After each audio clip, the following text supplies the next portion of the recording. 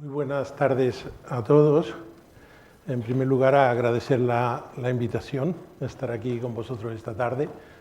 Es decir, que te inviten a tu tierra a hablar es siempre un placer.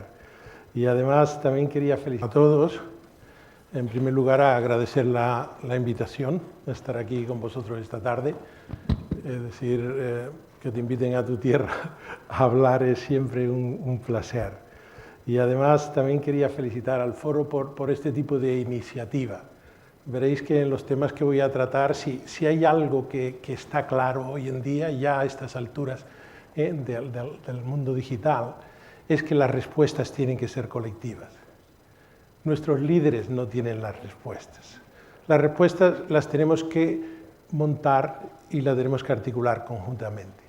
Y por lo tanto, este tipo de foro, y yo me atrevería a decir también y agradecer vuestra presencia, este tipo de iniciativa es muy importante para Canarias.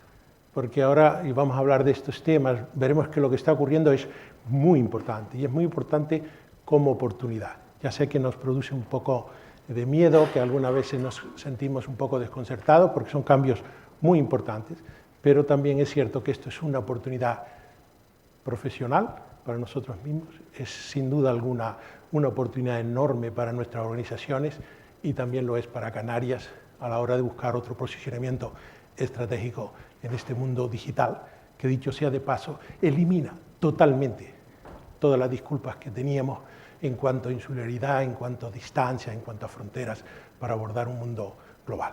Sin más, quería deciros que voy a hablar de los temas haciendo una pequeña introducción primero sobre lo que está ocurriendo. Recibimos la información de muchas perspectivas y yo creo que somos conscientes que estamos viviendo una época muy singular, digamos un cambio de era.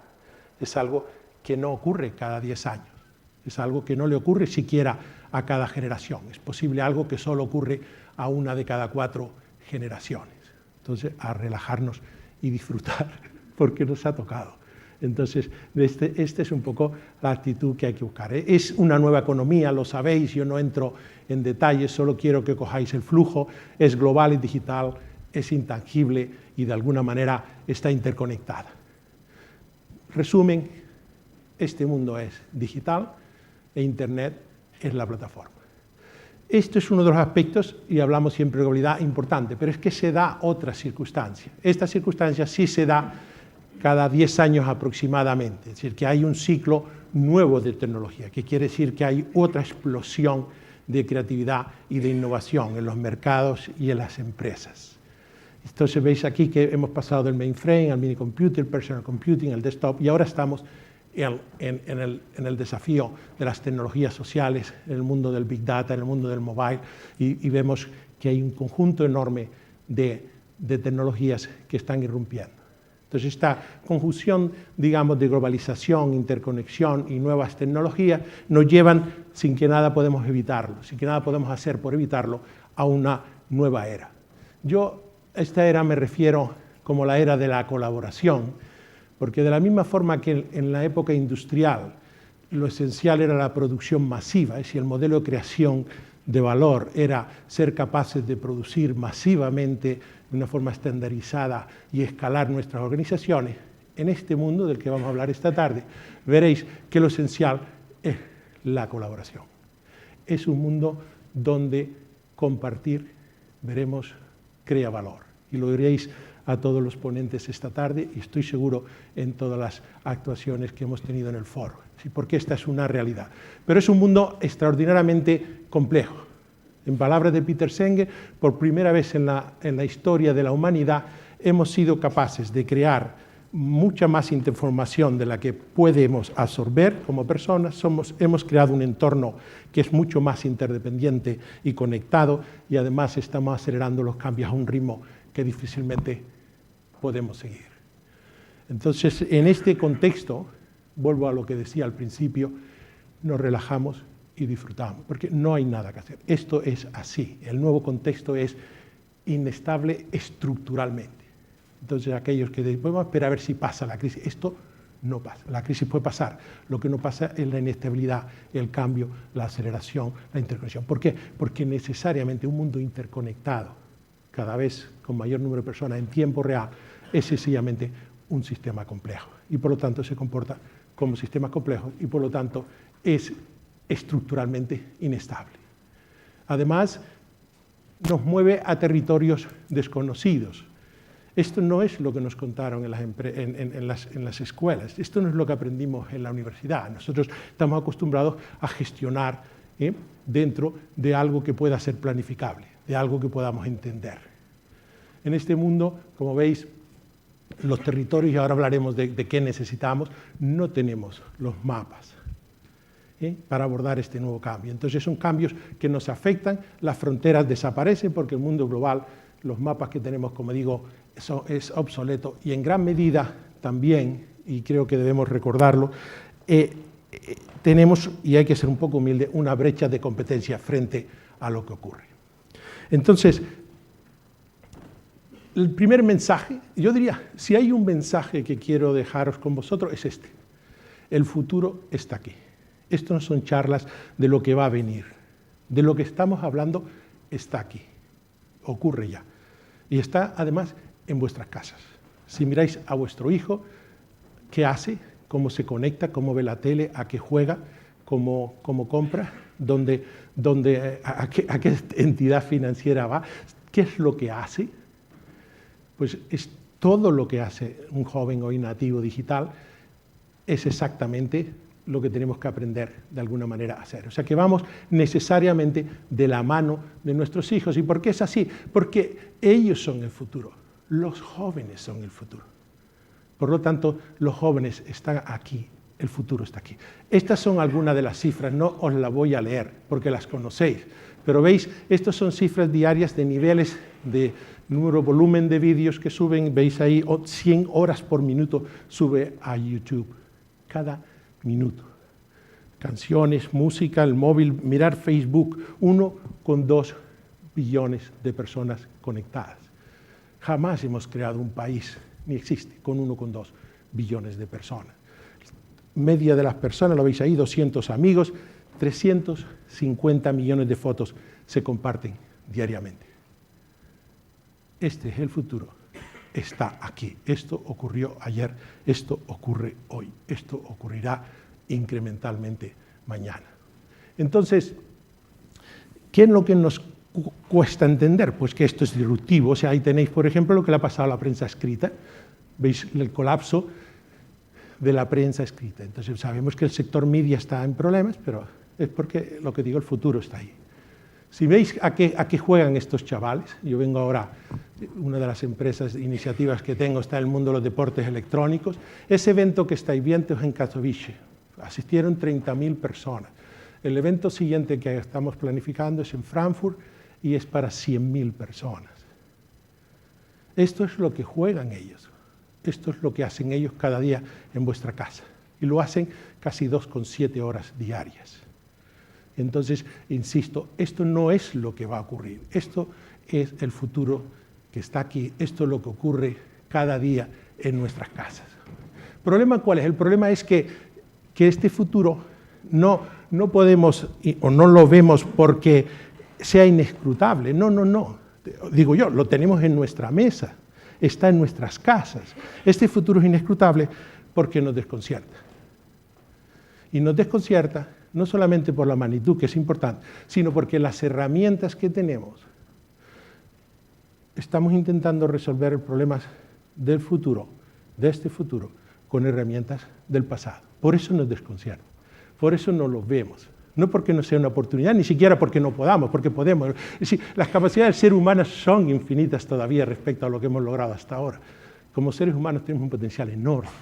El tema está que no lo vemos. Y hay otro segundo tema, que tiene que ver con lo que llaman cisnes negros. Esta es una metáfora que utilizó Nassim Taleb en su libro El cisne negro, en la cual él pone la historia de que todos los cisnes eran blancos hasta que se descubrió Australia, porque la mutación del cisne negro se dio en Australia, ¿no?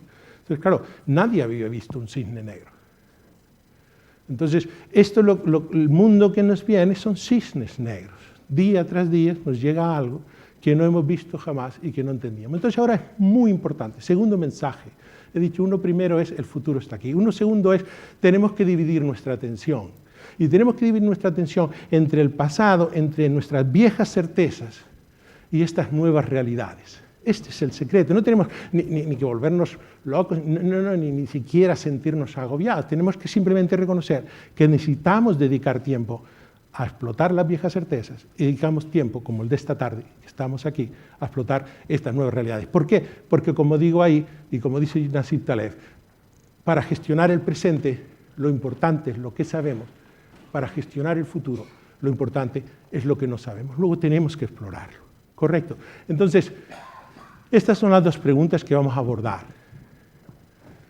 Y la primera pregunta que os hago, o sea, realmente, pensar un segundo, ¿están nuestras organizaciones preparadas para esto? ¿Como líderes tenemos las capacidades necesarias?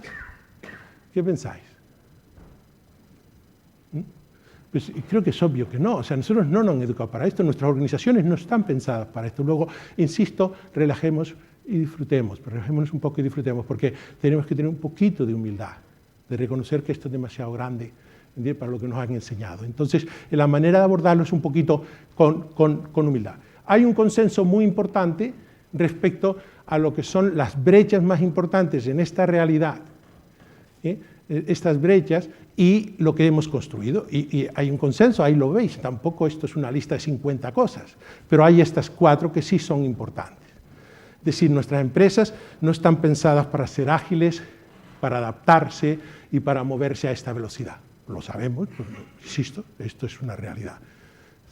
Luego necesitamos empresas más ágiles. Y ahora hablaremos de cómo hacer estas cosas. Segundo, he dicho la respuesta debe ser colectiva. No podemos responder a estos desafíos si no conectamos con el conjunto de la inteligencia que tenemos en nuestras organizaciones. Porque, insisto, lo digo claro, lo repito, me están retransmitiendo. Los líderes no tienen la respuesta. Y cuanto antes lo aceptemos, será mejor. Porque sabemos que la respuesta tiene que venir de nosotros. Tiene que venir conjunta, colectivamente. Y esto es muy, muy importante. Y no porque los líderes se hayan vuelto tontos. No. Es porque esto es muy complejo para que una sola persona tome una decisión. De hecho, en un mundo complejo como este, cuanto más decisiones tome el de arriba, peor estamos. Porque hay más riesgo de que esa decisión sea la errónea. Cuanto más decisiones colectivas tomemos, mejor para todos. Y por último, y ahí lo veis, perdona, lo último, penúltimo, esto no se resuelve más que innovando. O sea, tenemos que innovar y tenemos que innovar, como veremos, colaborativamente. Y ya para acabar, esto afecta, evidentemente, y veremos por qué, nuestros modelos de liderazgo, la forma con que hemos liderado hasta hoy. También hay un consenso muy grande, fijaros, estoy dando una lista muy pequeña, he dicho unas cuantas cosas en cuanto a qué tenemos que arreglar. Y ahí tenéis 4 disrupciones, grandes desafíos, hay gran consenso entre los analistas respecto a que estos son los 4 grandes desafíos que nos enfrentamos. Nos enfrentamos a un desafío enorme en lo que es la colaboración masiva, en que no hemos creado a nuestras empresas para colaborar, sino para competir, luego es un problema. Tenemos otro desafío muy grande, y ahora hablaré en detalle, porque este sí me interesa transmitirlo bien, con los nativos digitales, con la primera generación de jóvenes que sí están preparados para esta complejidad. Y ahora veremos por qué. Y por lo tanto, están llegando a nuestras escuelas, y están llegando a nuestras universidades, y están llegando a nuestros trabajos, esta primera generación de personas, de nativos, totalmente diferentes a nosotros. Eso es otro desafío importante. Los clientes son sociales, lo vemos todos los días en las redes. Hoy cualquier cliente nuestro tiene a un clic de distancia la información de tu competidor. Tiene a un clic de distancia si has engañado a otro cliente. Tiene a un clic de distancia de ratón el saber qué opinan sus amigos sobre el producto que él va a comprar.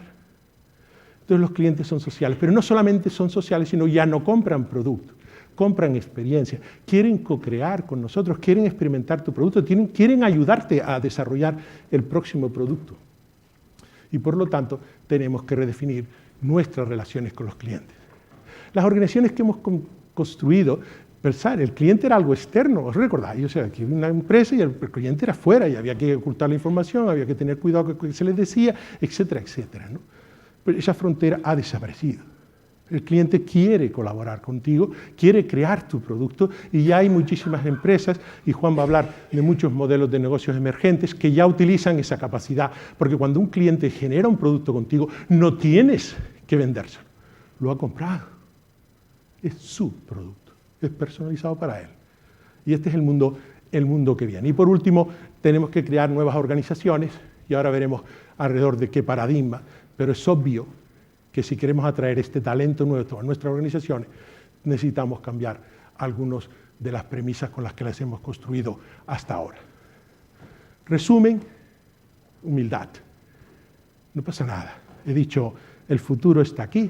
He dicho, no pasa nada, relajaros y disfrutar. Lo que tenéis que hacer es dedicar tiempo a explotar las viejas certezas y un poquito de tiempo a explorar estas nuevas oportunidades. Y en esta exploración, hoy lo que vamos a hacer, y yo creo que es mi contribución, os voy a aportar algunos mapas nuevos. Esto es como cuando compras un coche y le pones al GPS y sales por una carretera y el GPS, antes sobre todo que los coches, los GPS venían en el CD, no tiene la carretera, pues se queda despistado. Esto es lo que nos ocurre a nosotros, no tenemos los mapas para navegar en este futuro. Yo os voy a dar algunos de los mapas. El primer mapa que os quería dar es que hay dos tipos de problemas, y yo voy a hablar de uno de ellos. Hay un tipo de problemas que lo sabéis hacer, que son problemas técnicos, son problemas para los cuales conocemos el problema y conocemos la solución. Un problema técnico típico, que lo estamos viendo todos los días en los periódicos, es tengo que ajustar los gastos, se me han caído las ventas, tengo que ajustar los gastos, reduzco gastos, ajusto, y otro es un problema técnico. ¿Por qué? Porque sé cuál es el problema, sé cuál es la solución y tengo las herramientas. Luego de eso no voy ni a hablar, porque esto es lo que hacemos todos los días. Eso está en lo que llamo yo explotar viejas certezas. Entonces, la mayoría de los problemas, afortunadamente, que tenemos son técnicos. Pero hay una serie de problemas que son adaptativos, que son los que yo me voy a referir esta tarde. ¿Por qué son los difíciles? Porque son problemas difíciles de ver. Y no los podemos ver porque los modelos mentales que tenemos no nos los dejan ver.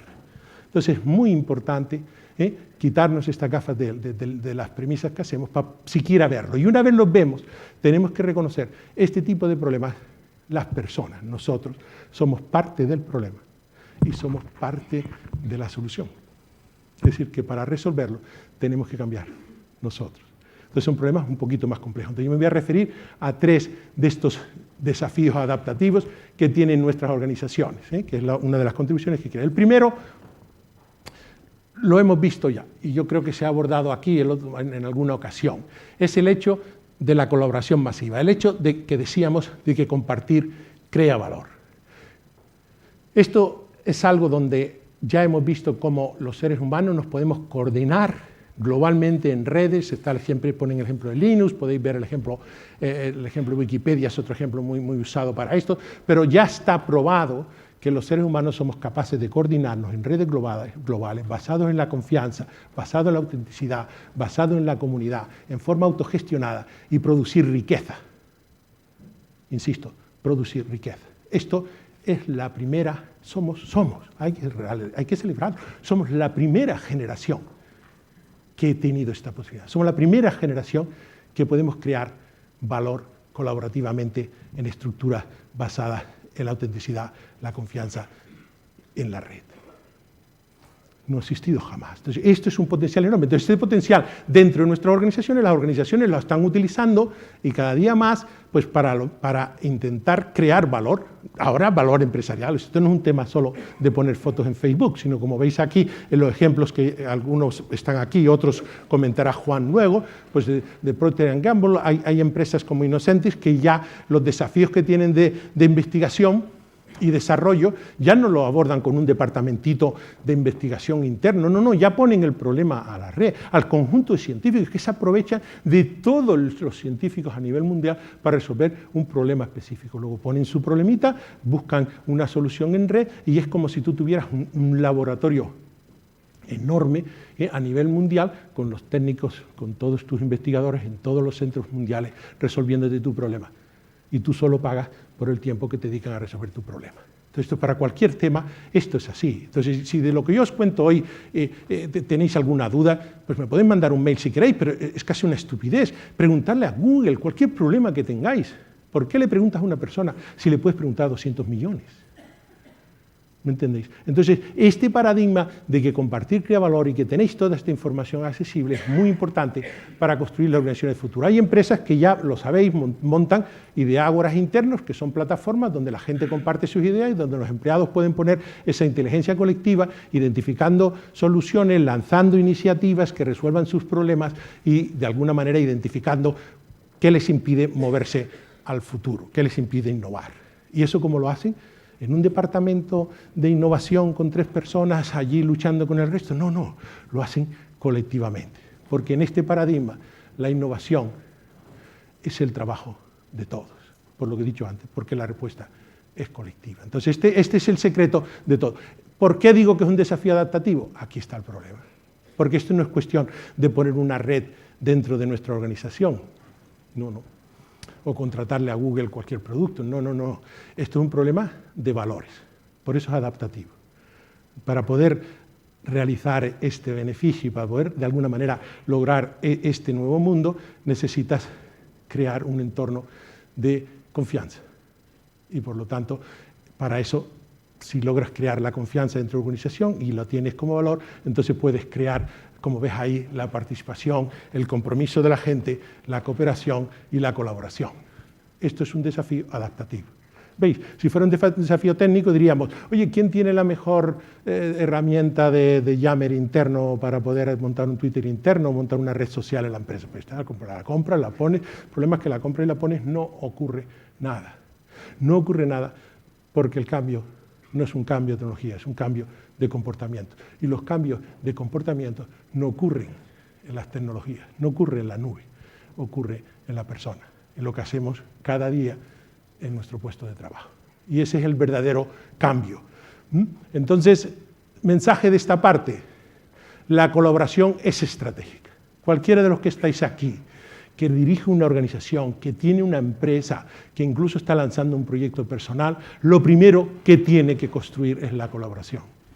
Y tiene que irse a su equipo directivo y decirle la colaboración es estratégica para esta organización. Tenemos que conectar con la inteligencia de nuestra gente. ¿Qué tenemos que hacer y cómo transformarlo? Y ahora os daré algunas ideas. Este es el segundo paradigma. La llegada a nuestras escuelas y el trabajo de los nativos digitales, de los chavales.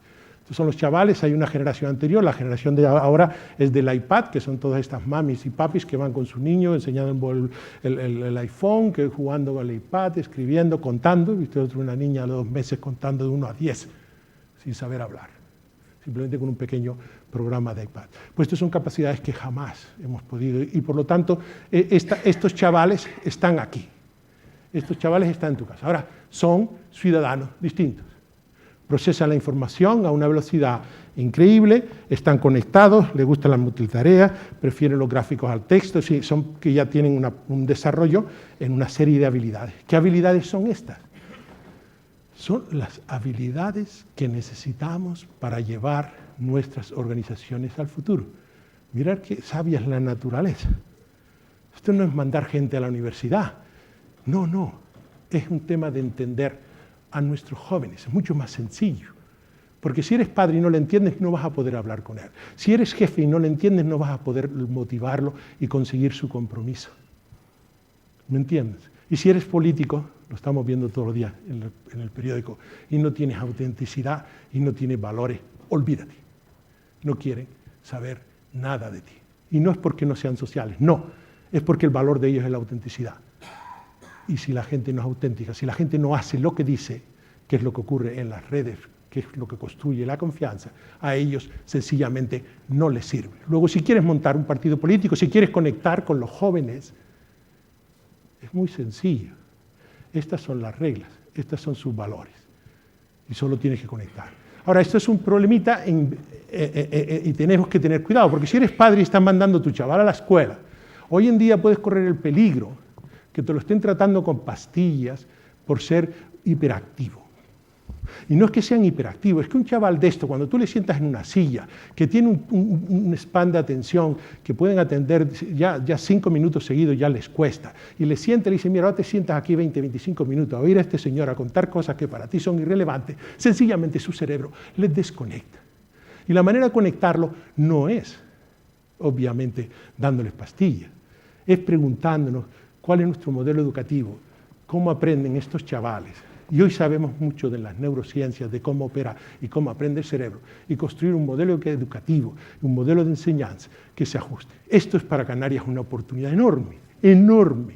Si Canarias se sensibilizara de este problema, si nosotros pudiéramos liderar a nivel español esta transformación, nuestros chavales serían únicos.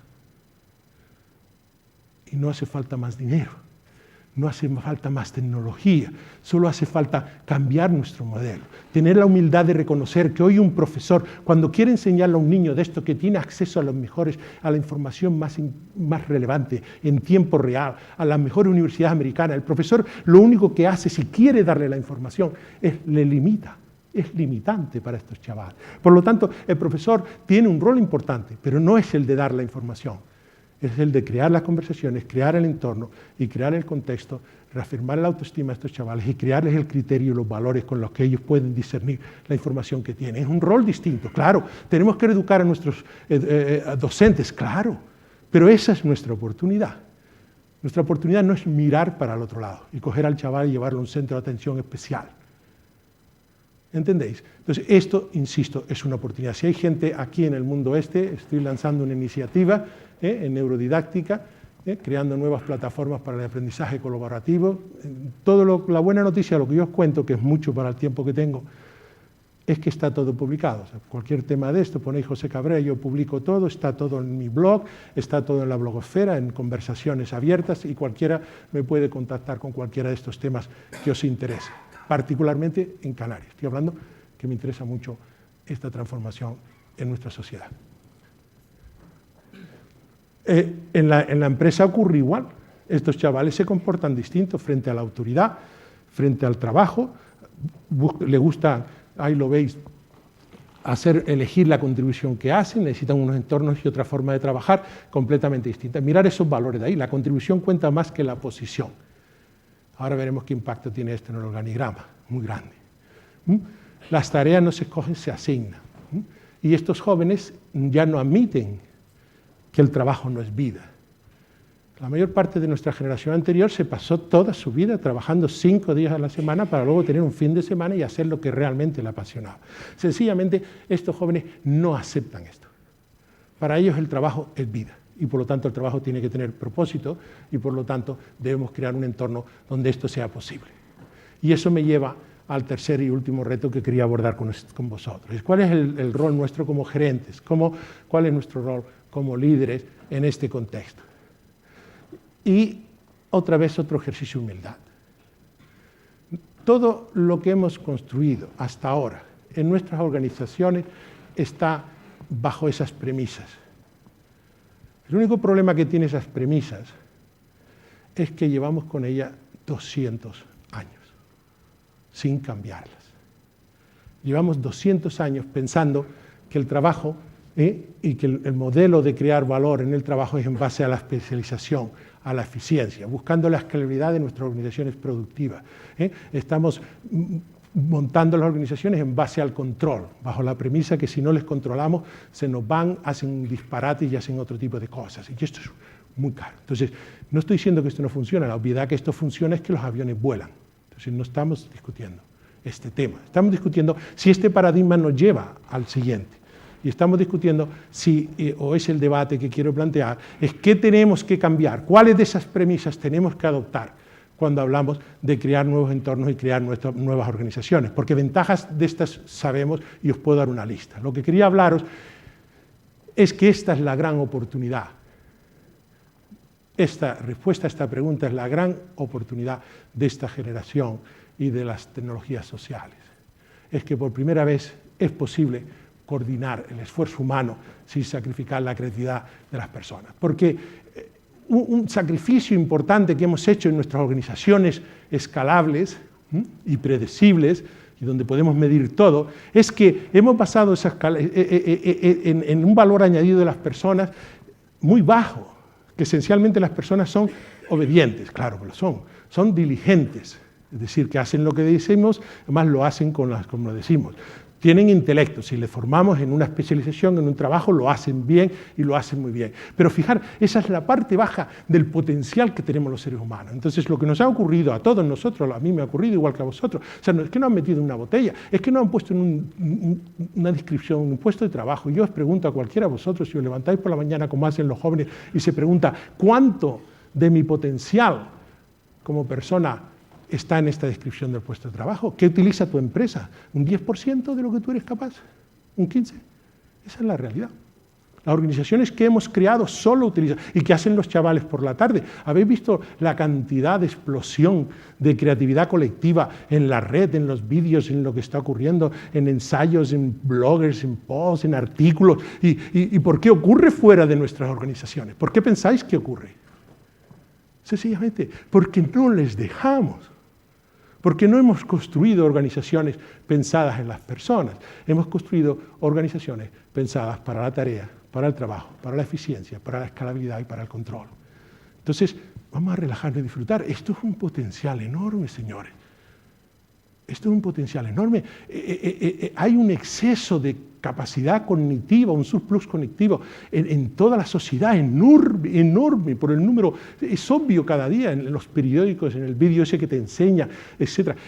Cada vídeo de eso que vemos no es que a una persona se le ha ocurrido, es de alguna forma el resultado de una creatividad conjunta, de una creatividad de las personas en su conjunto.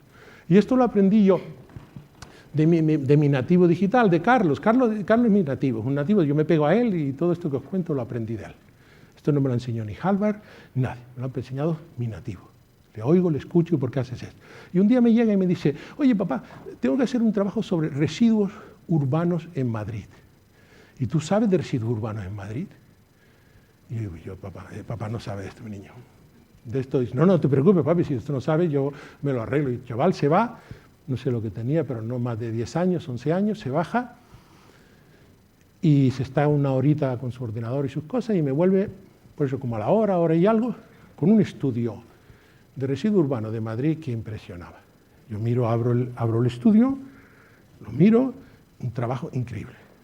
Los tipos de tal, el índice perfecto, las máquinas para recoger las toneladas, los gráficos, todo. Claro, lo había sacado del Rincón del Vago, obviamente, ¿no? Es obvio, o sea, el hombre lo había buscado. Pero lo que a mí me interesó, que de eso me di cuenta inmediatamente, claro, pero ya digo, tengo el hijo listillo, mi niño es un listo. Pero lo que me impresiona es que doy la segunda página y cuando voy por la tercera página, y digo, mira, Carlos, esto me parece muy interesante. Y me dice, ¿qué, papi? Y lo mira y me doy cuenta que no lo ha leído. No se lo ha leído, desgraciado. No se lo había leído. Le hubieran puesto un 10, pero no lo ha leído. ¿Lo entendéis? Es decir, él ya sabe que meterse la información en la cabeza de residuos urbanos es un disparate. Porque saben que están ahí. Porque saben que la información la tienen cuando quieren el momento. Y él sabe que la información, a diferencia de nosotros que cogemos la información, nos la metemos en nuestra cabecita, la ponemos en nuestra carpetita y todas las carpetitas colocadas. ¿Pero qué hacemos, Dios mío? Si es que la información a este no se va. ¿Y nosotros qué hacemos? La clasificamos, la ponemos ahí por si la vamos a buscar. Entonces ellos ya saben que la información no se archiva, la información se busca. Y su cerebro funciona así. Lo maravilloso es que su cerebro funciona así. No hay que mandarla a ninguna escuela. Solo hay que abrirle el camino y no cernir su creatividad y su forma de ser y aprender de ello, porque tenemos que ir a este mundo digital de la mano de nuestros hijos, porque ellos son los nativos, ellos saben de qué va esto. Y ya veis cómo ellos mismos están construyendo la capacidad de interactuar con esta información. Lo otro que saben que es muy importante es que compartir crea valor. Cualquier chaval nuestro, cuando coge algo, lo primero que hace es que lo comparte. Nosotros, nuestro paradigma de creatividad y de innovación está aquí, en nuestras células. ¿Nosotros qué hacemos? A ver, honestamente. Cogemos la información, nos la metemos en la cabeza, vamos a otra fuente de información, nos la metemos en la cabecita, vamos a otra fuente de información, nos la metemos en la cabecita y luego esperamos que si somos muy inteligentes combinamos todo esto y llegamos y dice, se me ha ocurrido. Y vamos con nuestra idea, qué buenos somos. Que al final somos capaces de combinar la información y sacar un nivel de información superior.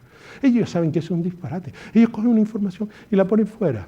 Y lo que hacen, ellos saben que la creatividad es un proceso de conectar cerebros, no es un proceso de meterte en tu cerebro la información. Ellos saben que si quieren crear, lo que tienen que hacer es conectar su cerebro con su amigo y el de su amigo con el otro amigo. Y cuando los 5 cerebros están juntos, tú recibes ese vídeo que te impresiona y dices, leche, qué cosa más espectacular. Porque la creatividad no ocurre en el cerebro, la creatividad ocurre en la red. La creatividad tiene que ver con conectar cerebros. Entonces, ellos lo hacen natural, yo lo estoy contando porque lo he aprendido de ellos. Pero eso ellos no tienen ni que contarlo, ellos lo hacen de forma natural. Ellos ya saben que cada vez que comparten, crean valor. Entonces, a la hora de crear nuestras organizaciones, ¿qué tenemos que hacer? Conectar con la parte superior, con la iniciativa, la creatividad y la pasión de nuestra gente. Y el problema es que, así como lo de abajo, la obediencia y la diligencia, nosotros como empresarios o como inversores lo podemos comprar, no es tan claro de que tú puedas comprar la creatividad, la iniciativa y la pasión de las personas, porque eso se mueve con motivaciones intrínsecas. Luego necesitamos crear organizaciones que den a nuestros chavales propósito. Luego no nos sirve. Cuando digo, es que las herramientas que tenemos no nos sirven. Tenemos que, insisto, avanzar. ¿Y cómo? ¿Este es el fin del mundo? Tampoco. Fijaros qué sencillito. Es coger una bolita de allí y pasarla aquí. Es buscar un nuevo equilibrio entre eficiencia, jerarquía y control, y creatividad, redarquía y confianza. Es coger una bolita de la izquierda a la derecha, es buscar un nuevo equilibrio en nuestras organizaciones. Y ese nuevo equilibrio es el que nos va a dar este gran salto adelante. Porque en nuestras organizaciones, lo veis, ya hay 2 realidades. Queremos verla o no, pero hay 2 realidades. Hay la realidad jerárquica, que es la realidad del PowerPoint, del ordeno, del mando, delegación, autoridad, tú haces lo que yo te digo porque tienes que hacerlo y yo tengo el poder. Y está la redárquica, que es la estructura informal, que es la estructura que veis ahí que está en base a la influencia, a los comportamientos, a las redes informales, a la historia que la gente cuenta. Ahora hay tecnología, ahora eso está en la red, está en las redes informales, pero antes ¿dónde estaba? En la máquina de café. En la máquina de café, los comportamientos siempre han estado en la máquina de café, en las estructuras informales, en el pitillo que sale fuera. Entonces las estructuras no formales tienen. Hoy en día lo que ocurre es que estas nuevas estructuras, esta palabra es mía, llevo trabajando en esto unos años, porque es importante crear nuevas palabras para definir nuevas realidades. Entonces, la jerarquía es un orden de arriba a abajo, que es un orden establecido en la delegación, autoridad, poder, y es necesaria porque necesitamos controlar, es necesaria porque tenemos que ser predecibles. Insisto, estamos hablando de un equilibrio, no estamos hablando de que íbamos a romper nada, ¿correcto? Estamos hablando que necesitamos ser sensibles a que, además de ese orden, en nuestras organizaciones hay otro orden que no es de arriba a abajo, que es un orden emergente, que es un orden emergente en base a las redes de colaboración, la confianza, el valor añadido de las personas dentro de esas organizaciones. Cuando tú vas a cualquier red, a cualquier colaborativa, ¿cuál es el nodo más importante? Pues el que más autenticidad tiene, el que más credibilidad tiene, el que más aporta, el que más valor añadido. Es delegación, es autoridad, es poder, ninguna. No es una estructura jerárquica, correcto. Es una estructura redárquica. Ocurre todos los días en todas las redes sociales. El futuro está aquí. Esto ocurre ayer, ocurrió mañana, insisto, está ocurriendo. No lo vemos, ya lo sé que cuesta ver. Una preguntita, ¿quiénes de los que están aquí habían oído antes la palabra redarquía? Pues así de claro es. Llevo, pues eso, 8 o 9 años escribiendo sobre este tema. Entonces, ¿veis lo difícil que es? ¿Por qué? Porque nuestros modelos mentales lo que conocen es lo otro. Entonces, cuando hablamos de esto, de este nuevo equilibrio, ahí lo tenéis. Colaboración, diversidad, adaptabilidad, redarquía, cerrado, abierto, autoridad, influencia, equipos, comunidad. Entonces, esto es lo que tenemos que construir, este nuevo equilibrio, este nuevo contrato social. También este contrato social ya está siendo una realidad. Si miráis las últimas negociaciones, ahora el caso Coca-Cola, que está hoy en día en los periódicos, estamos hablando a la hora de comer, pues al final pues ha sido una redarquía lo que ha logrado cambiar el nivel, es decir, los sindicatos están haciendo lo que saben hacer y están defendiendo los intereses de los trabajadores, pero lo realmente importante es que la gente ha dejado de comprar Coca-Cola. Esto es lo que cambia el balance de la negociación, no la situación de poder, lo que lo cambia es la redarquía social, el hecho de que los chavales ya dicen, se acabó, si tú haces eso, yo no compro Coca-Cola, y muy bien hecho. Porque no podemos seguir, ¿me entiendes?, pensando que que las organizaciones es algo que tú compras.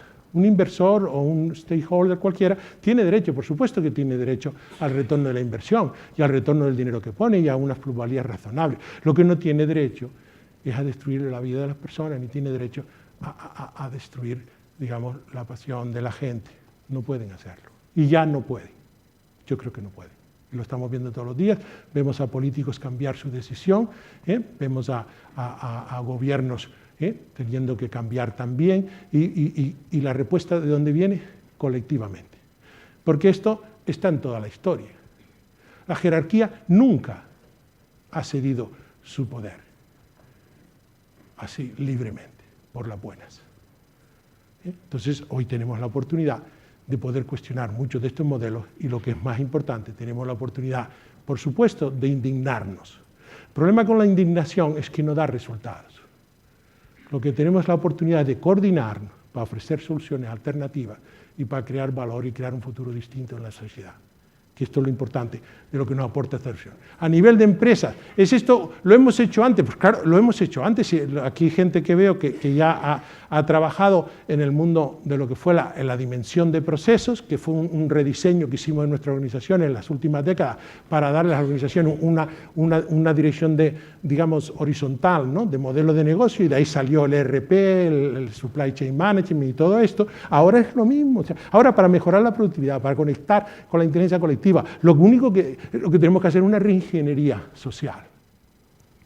Correcto, o sea que no es nada, y una reingeniería social lo que nos lleva es a otro tipo de organización.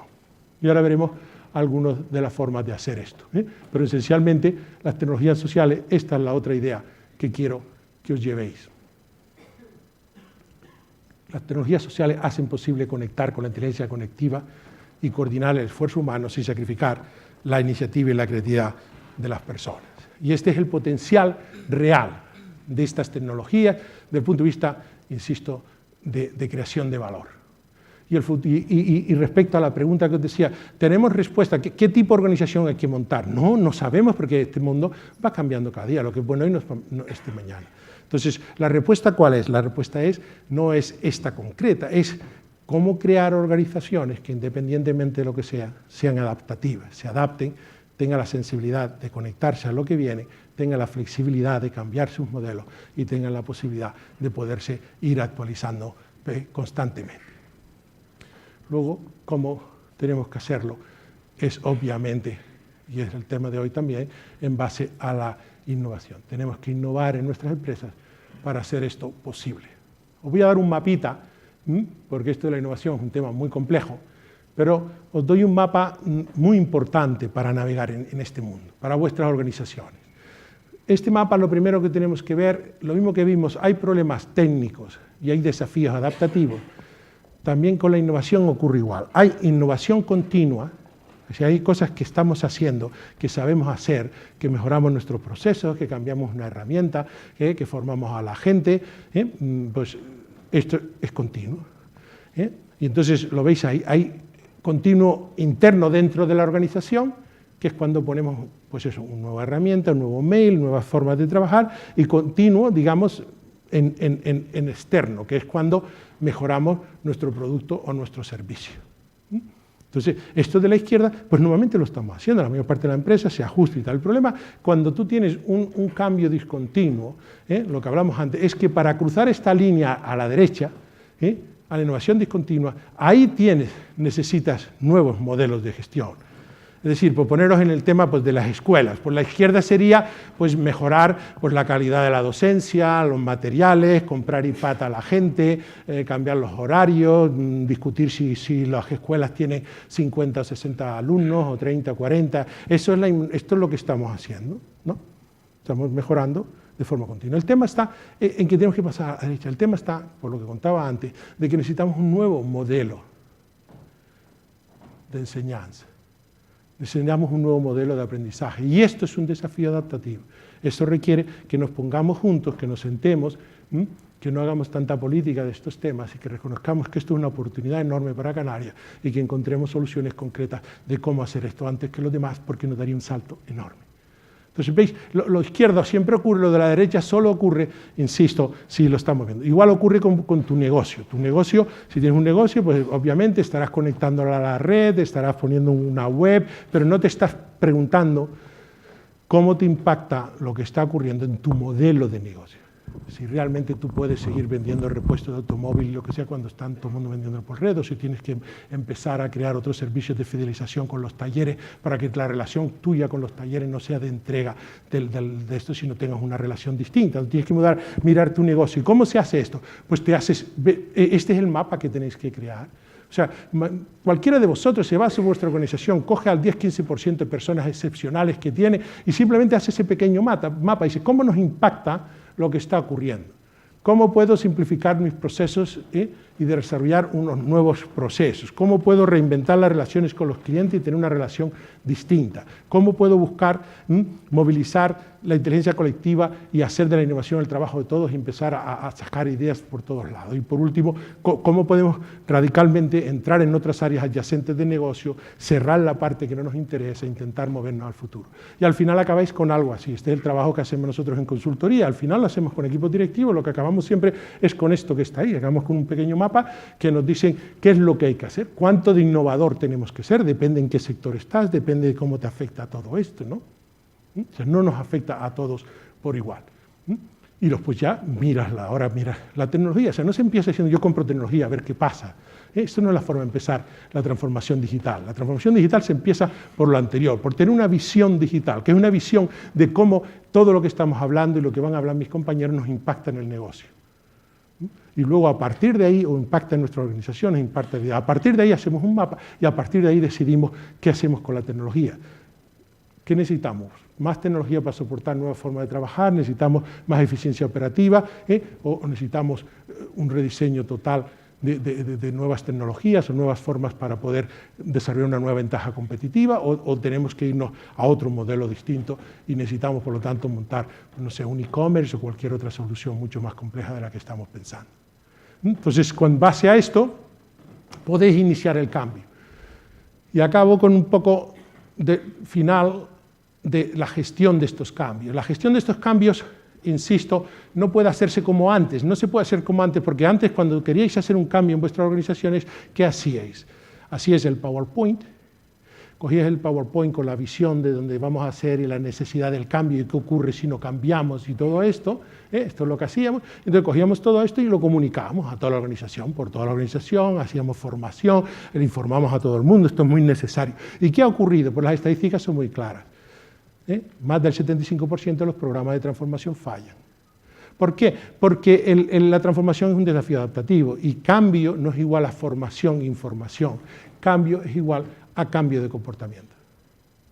Entonces, ahí veis como lo de abajo, lo que quiero decir es que la redarquía, las redes, es una mejor manera de abordar el cambio, porque lo que haces lo haces al revés. Miras en tu organización ese 10-15% de personas realmente innovadoras que tienes, y que están dispuestas a hacer que esto ocurra, y les creas un marco de contribución a estas personas en base a los comportamientos, defines si yo quiero hacer este cambio, no defines qué tecnología va a comprar, ni qué formación vas a dar, no, defines qué conductas va a haber en tu organización después del cambio. Entonces, esas conductas, como las conductas se transmiten por copia social, pues eso es lo que al final logra el cambio.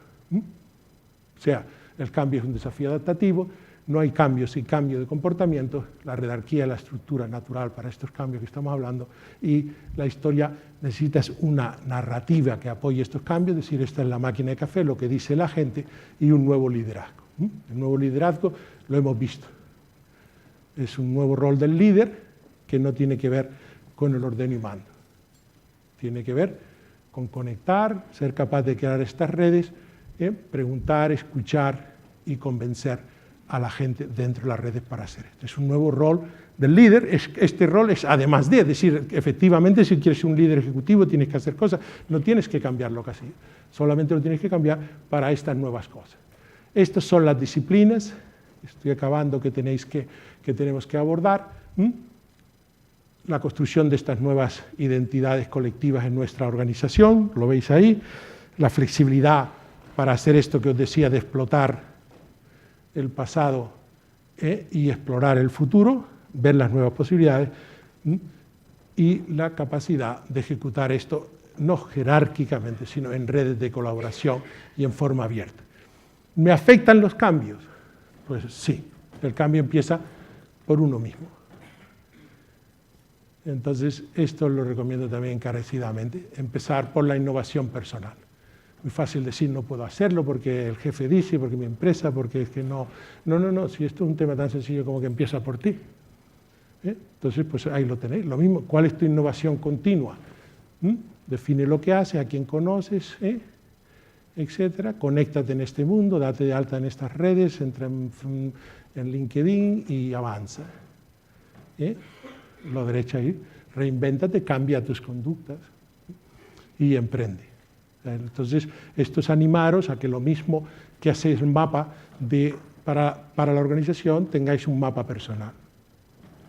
¿Y por qué? Porque si tú no tienes una agenda personal, eres parte de la agenda de otro. En este mundo necesariamente es así. Esto es un pequeño detalle, por ejemplo, esto es lo mío, esto es lo mismo. Yo tengo un mapa personal, lo podéis ver en la web, lo cuento también cómo lo he desarrollado, pero esto es como yo he pasado de ser, pues eso, vicepresidente europeo de no sé qué, a esta persona que es la que está hablando hoy en día, con unos planteamientos distintos. Acabo. Os animo ahora, no sé cuántas de vosotros estáis conectados, pues a hacer un pequeño resumen de lo que he hablado, ahí lo tenéis, en 5 tweets. Primer tweet, si alguno quiere lanzarlo, fenomenal.